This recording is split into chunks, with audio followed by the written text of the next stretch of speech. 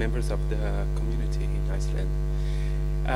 So my name is Mauricio. I have been working with Gehl for the past years in Copenhagen, and my focus has been developing the practice of large-scale master plans using the methodology that I'm gonna share with you during the presentation and share some considerations and some of the work that we have been developing in the past years. So, and it's very interesting to be in Iceland because I come from Brazil. It's such a distant and different place. And for me also, Iceland has been always this dream-like landscape. And then somehow it fell into the radar in 2008, where there was this new experiment about radical democracy. And it's a very auspicious moment to bring this light. But I hope this, well, it's an ongoing process and world is changing and we need to find new ways, right? Anyway, the practice at Gehl starts with a love story, which is Jan met his wife, Ingrid, was a psychologist. At that time, planning and city planning has been done looking over from above and from the airplane, from the helicopter, and there's debates about form and function.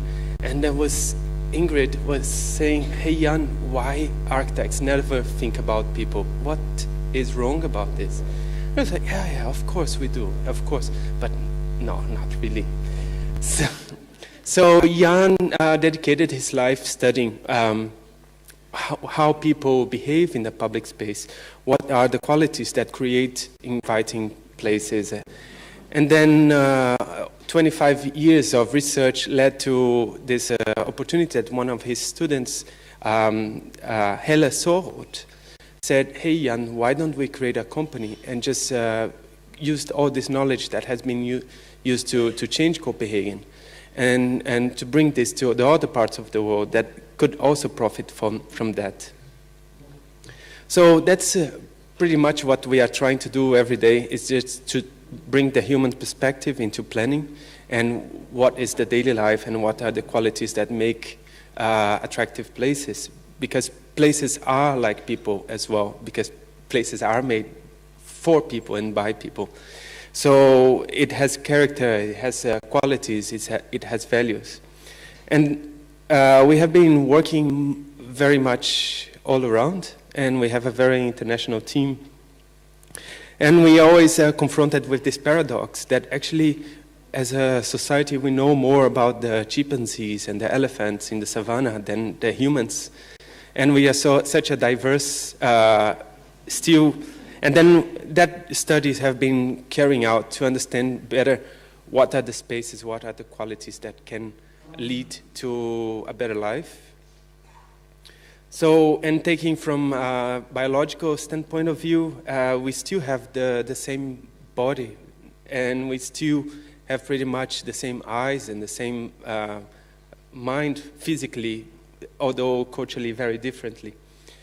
And then we try to use this methodology wherever we go to understand what are the qualities that enable, that public spaces can have to enable more social interaction, because it has been researched and has been found that actually social interaction is one of the key factors for quality of life, for quality of your well-being and longevity and so on.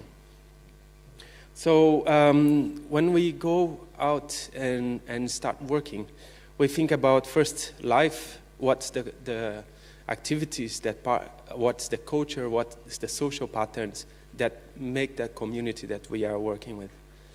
And then we think about the space as a platform to host all these activities, to host all these needs. And then come the building. So the building is sort of the package that frame the public space and frame the life of the community on the inside of the spaces. So basically work is half as scientists and half as designers. As social scientists, we look at the patterns, we look how people behave, and we try to do it in a qualitative but in a quantitative way as well, seeing how many people walk back and forth, and what are the genders and the ages. Because generally very poor spaces, spaces with poor quality, attract male from 20 to 45 years. And then quality of spaces, you have a more equal, balanced gender distribution and age distribution. You have more elderly and more kids. And also the mode of transportation. And then now we are not only doing surveys, but we are starting to experiment with new technologies, how to do that. This is a little bit of our work in progress with sensors and online questionnaires. So, and then we take all this information and work as designers on the intersection between architecture, urban design, landscape, and city planning. But the core of it is wherever we go, we try to have a big component about civic engagement. So asking people, asking the public authorities, asking the private developers, and taking them on a journey, helping to think about different sizes of groups, what is the kind of city that they want. Because we don't believe as this role of consultants coming and say, oh, you guys, you need to do this in your city, it's going to be wonderful. Actually, we work as catalyzers, kind of collecting the ideas and putting them together in a cohesive way. And it's also important to ask the kids sometimes, because these projects take so many years that the time this is completed, the kids are going to be the new labor force and everything that will be carrying on the economy. So based on that information, we give support to foundations, to private-public organizations, to municipalities, NGOs, and private developers. So my work at Gehl is very much focused on the private sector. And then we use, as planning, we learn in school all these steps that you go and then, oh, you get the approval. So we have this reactive role because we need to adapt to a certain bureaucratic framework. But we also have this proactive role of facilitating and bringing new perspectives into the process, and try to knit all these different aspirations and needs into a cohesive sense of strategy. So what we try to look is what's the shared direction, what's the city is going to be in the future, and what the people want, and to create a shared sense of direction, which everyone understands why we are doing this and what the contribution that each of the individual can give. And then create, under this framework, a series of tactical projects that all related. So a couple of small examples. Brighton New Road is just how places can change very fast. And Brighton New Road is a first pedestrian street in the UK, and it has been transformed from a very heavy traffic parking to a very vibrant commerce, and now it's one of the biggest destinations. I saw the street you have here. It's quite nice, and it reminds a little bit the scale of that. So, and then we try to think about, well, the cultural heritage and how the public spaces are dominated by parking and cars, and just leverage that and bring that to the use of daily life and to the people and not the machines. So this was a place in Jordan that this is a heritage building, and we constructed these mixed-use places around. And Melbourne is a city that we have been working for the longest. It's over 18 years. And this is part of one of the projects to transform the laneways that were the ugliest and most smelly places in the whole city into the most comfortable places full of cafes and so on. So, and then we use the experience from Copenhagen, since Jan have been giving data and giving strategies and being part of this change, and bring this outside, bring to the other places. And then no place have been using data so systematically since such a long time, since as Copenhagen did. And that led to very many decades of urban transformation. So Copenhagen as a lab has shown today that it's one of the most livable cities in the world, how it's maybe a good way of doing things. And then what is interesting is that we didn't contribute necessarily designing things, but it's more about the process. So I like to always tell that the biggest takeaway from the work that we develop is to share the process and the methodology. And the drawings are the tools that enable that to be communicated and agreed across the process. So the municipal officials say that actually the biggest contribution was the whole method that Jan provided to the city. And this method is about measuring how the places are working, and then do pilot projects to test potential improvement, and then refine it based on these measures, again, to a final design that probably is more costly but more durable. A couple of examples of these are the work that we done in New York, converting some of these very odd junctions that was creating huge problems on the traffic and into public spaces. And in Times Square, it was a very funny distribution, because 80% of the space was dedicated to roads, but actually 90% of the people that were on Times Square were pedestrians. So we look at data and say, well, actually we need more space for public life to flourish. And then, and not only that, it comes with a lot of good consequences. In 2008 market crash, this was the only place that the value of the properties have been stable when everything was down. So it's not, when you talk about people, it's not only about happy things, it's hard work, but it's also, it gives you financial feedback, and people are attracted to these places because it's quality of life, and this is something that everyone looks for. So São Paulo is in Brazil. It was also a place, it's a very big capital, 25,000 million people.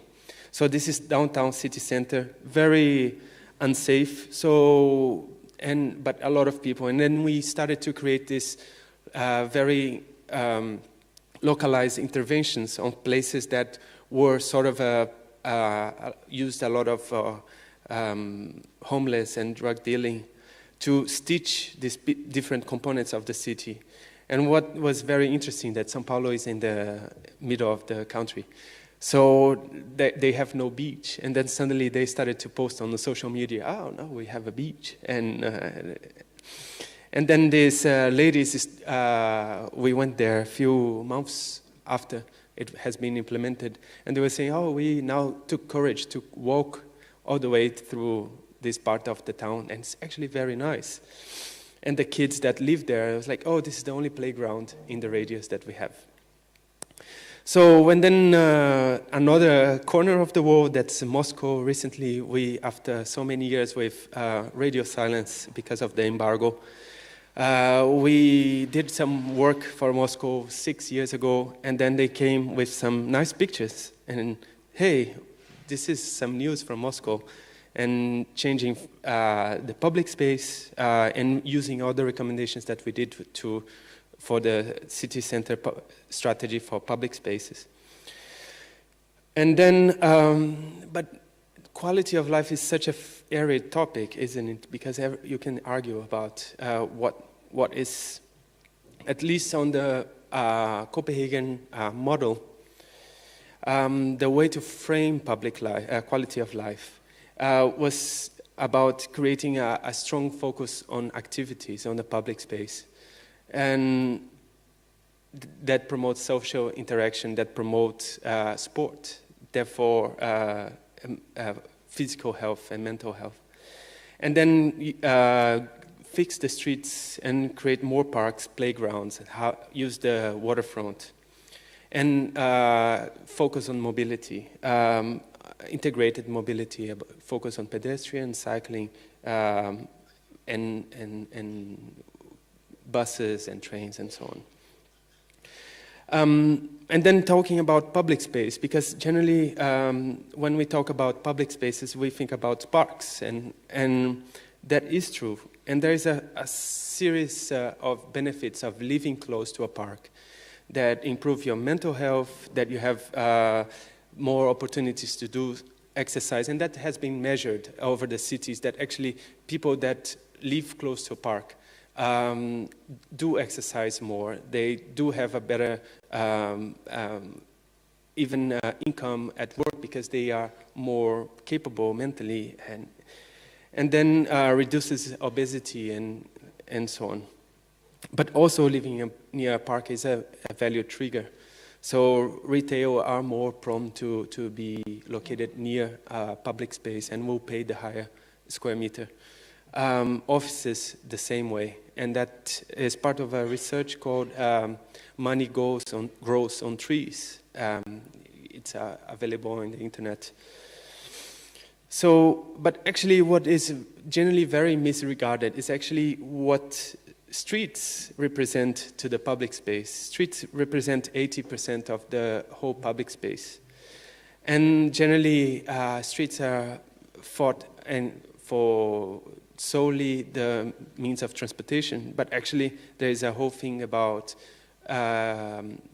how do you get out from one place and walk to another, and what are the qualities. And that's about the scale of the street and how is the average speed that someone walk, and how much stimulus you have, how many things you have to see, how many smells, how much your senses are being provoked as you walk.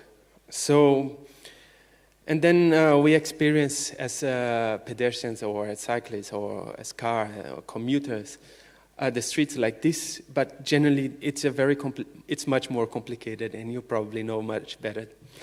Is that you have all these planning agencies that take care of these bits of the street. So that's why streets are so difficult to be done in a nice way, because it requires a great coalition. But what happened is that, for instance, this is an example of a street made for pedestrians on the average speed of a pedestrian. And then you see the difference in terms of scale and quality for the streets made for cars to go around. It's not a black and white thing, but it's just about what you put focus on to the design. And actually the good streets being the main quality, it just adds quality on your doorstep. As soon as you go out of the door, you are a part of a space, and not only a point A to B.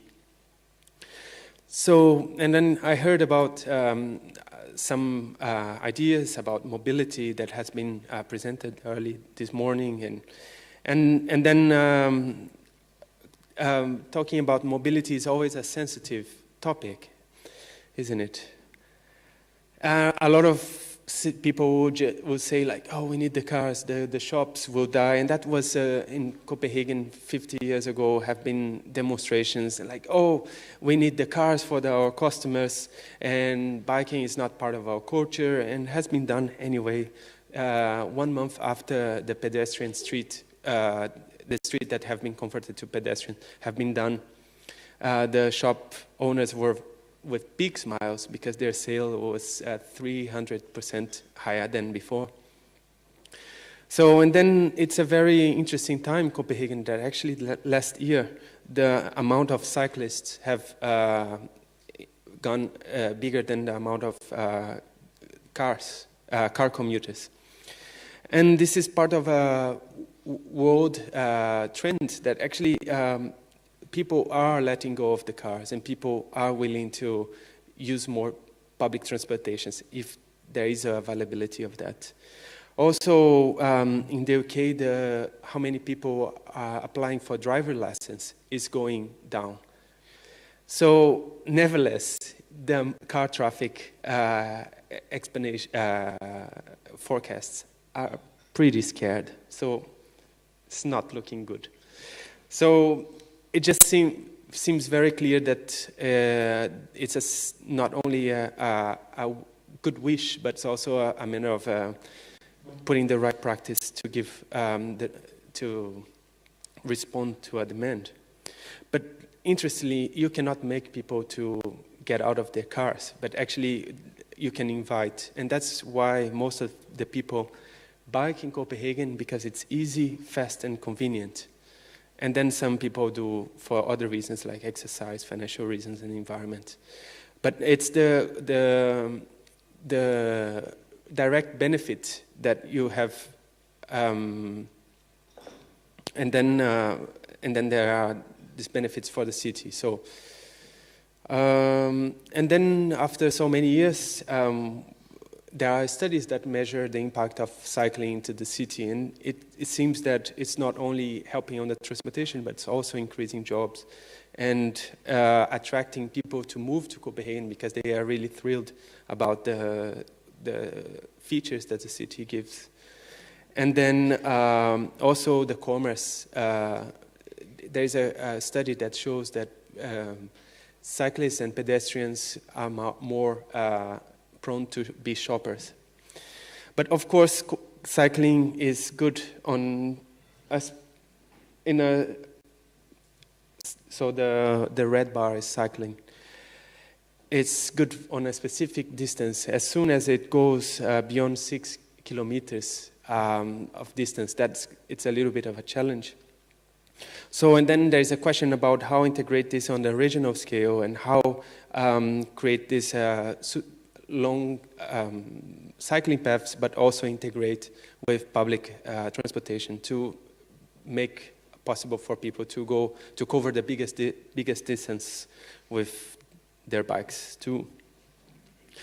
So the bottom line, last year there was this research that was done that actually for every kilometer road in a bicycle, you create 40 cents of Danish krone. And actually for every kilometer road by car, it actually takes 60 cents from the public investment.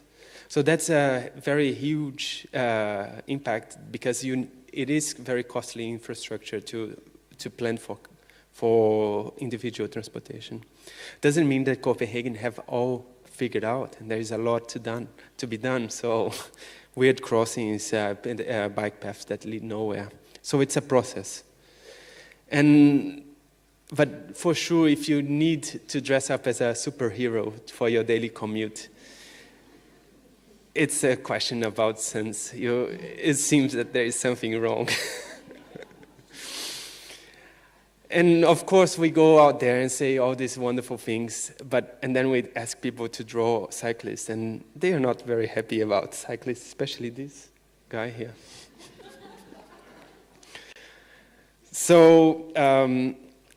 And then we like to talk about transportation on a people-centered approach. It's about the invitation of choice, the invitation to be able to go around without having a car, without owning a car. And then, but this is one of the few, one big challenge, mobility. But there are many other challenges of building cities and planning cities for the 21st century. And they all fight for finite resource and a scarcity of financing, energy, and space. Well, here in Iceland you have plenty of space, but you want to keep it all for the nature, luckily.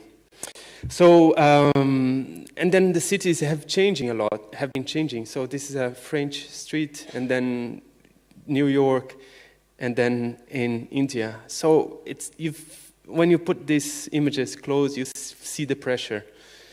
of something that starts very innocently. And when you are a kid, every kid has a car and and then you are confronted by reality. So this is a research done by LSE, the London School of Economics, about the top 5 challenges in the cities on the 21st century. Mobility is the first one, transportation and employment and growth. How you plan for sustainable growth of the population, and governance, how to create a stable governance, and finance. So, and then it's becoming more and more visible that people want more quality of life.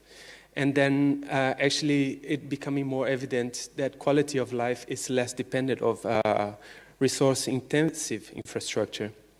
So, but then there is a huge shift of mindset of everyone that has been working on cities and planning and implementation and governance. How to address these new drills, the new wishes and aspirations for 21st century cities. So people are looking for places with strong identity. People are tired of places without special qualities.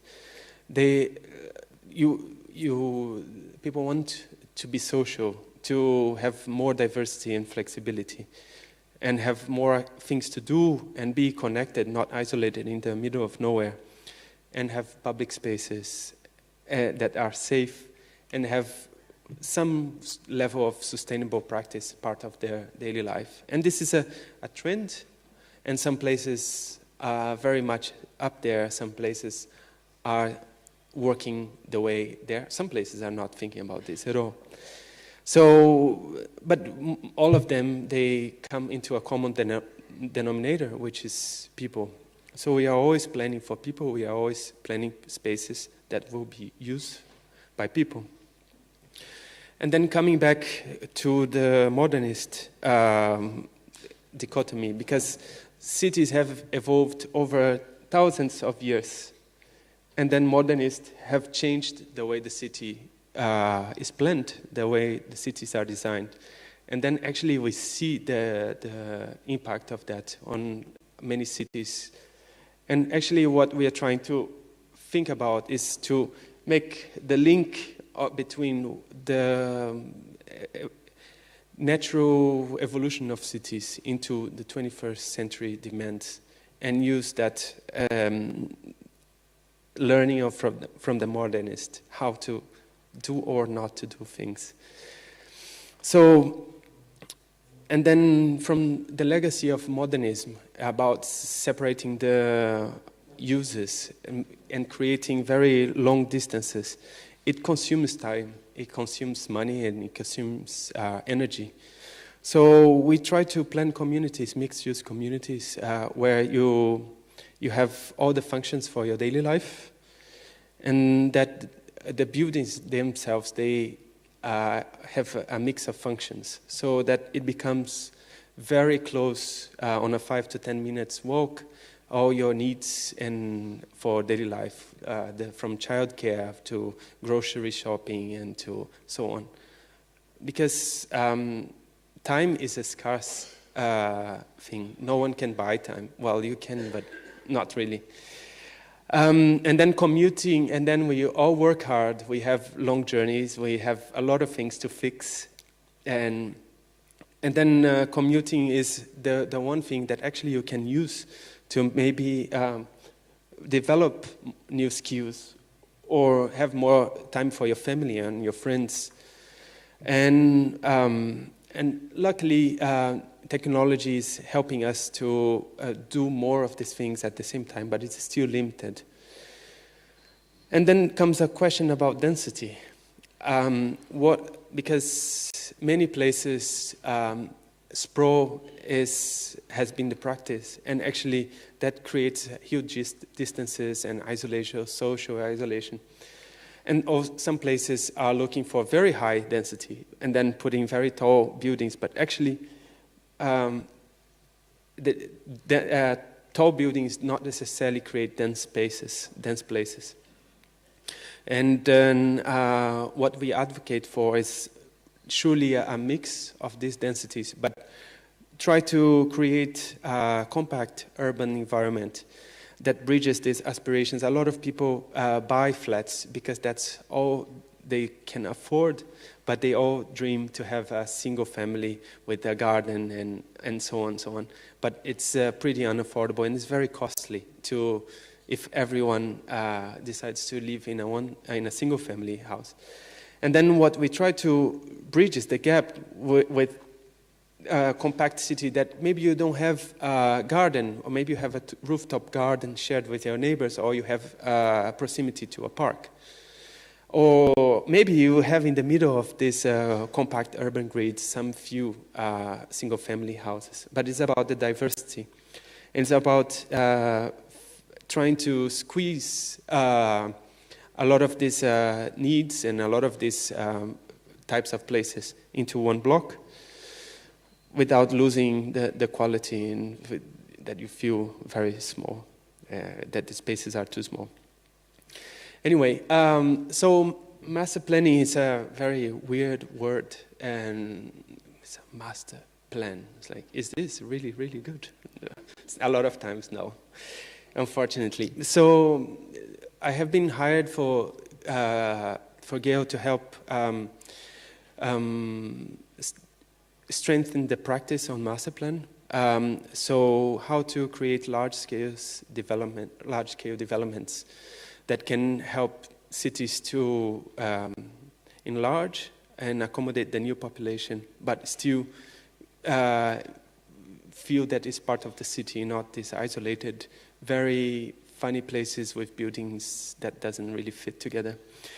Anyway, so we like to use this master planning framework where we create plans that are based on a network of public spaces.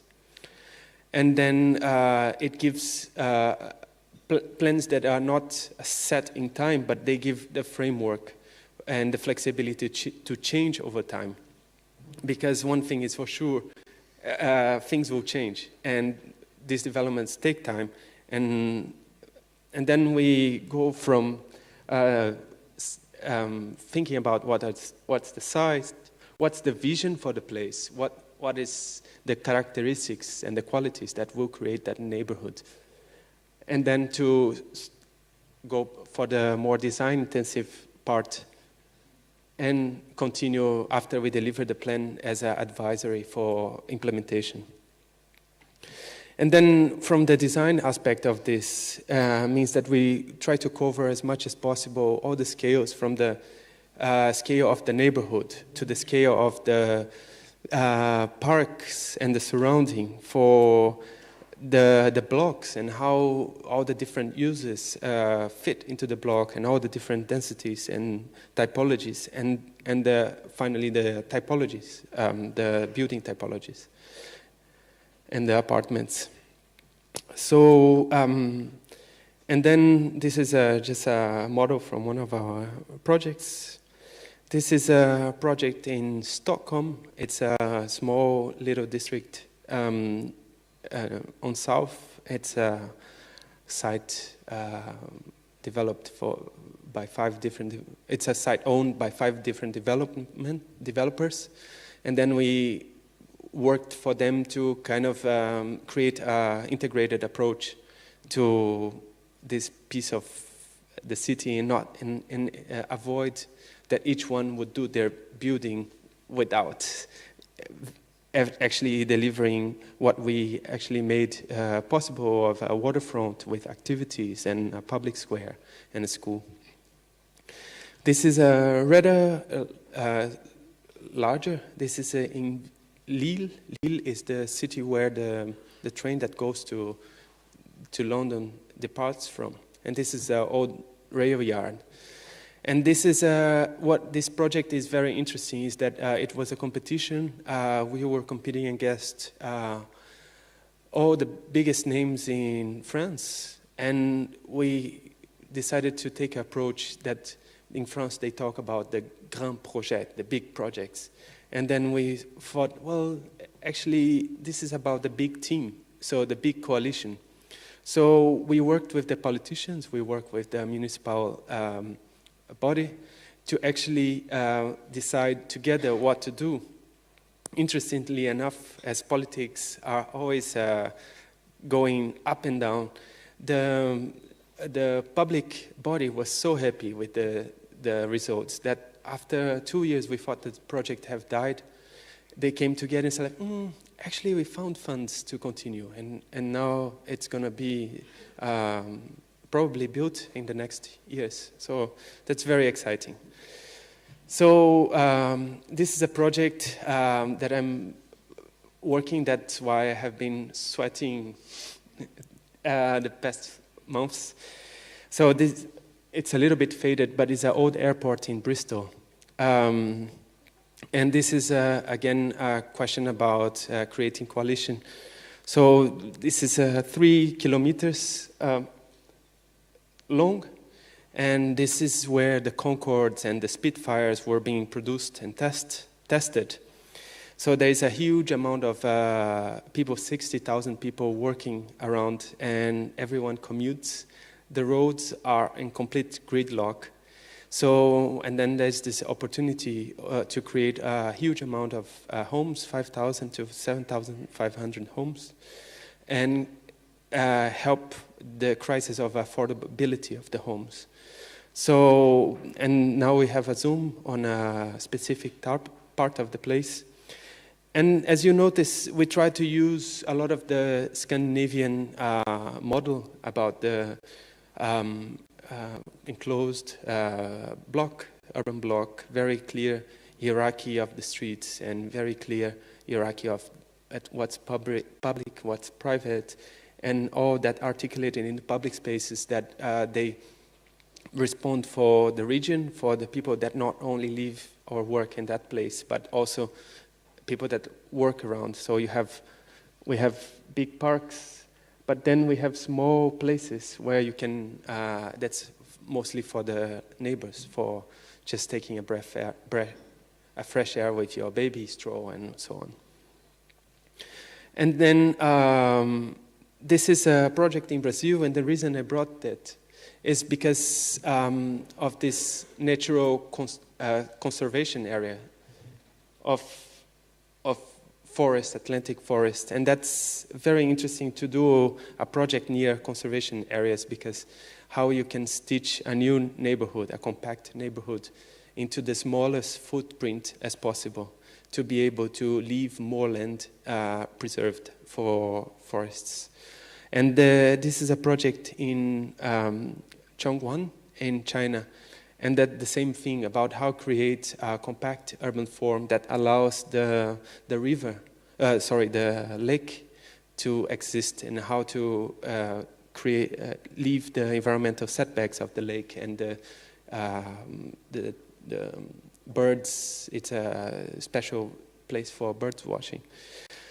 So, and then that you can live actually on a 5 minutes walk from a pristine conservation zone. So this is something that also I brought from my background to Gehl, is actually about talking about conservation. Because compact cities and density is a great tool. Cities are growing and people are going to the urban areas, and it's a very big challenge because people move much faster than we can plan and build. But then we need to, if we are able to catch the wave, it's possible to group people in a better density that allows for the wilderness to remain intact. So sometimes it's small villages, sometimes it's big cities, and also how you can integrate the public spaces with the spaces around it. So this is a project near Buenos Aires, near Lake District, and use the nature as part of the landscape, the urban landscape. And this is very tropical. I know that here you have a little bit of a different environment. but I guess that still it's an amazing thing to have this on your backyard. And maybe there is a way to integrate more the urbanscapes with the landscapes and create a very unique setting for the Icelandic cities. And that's it.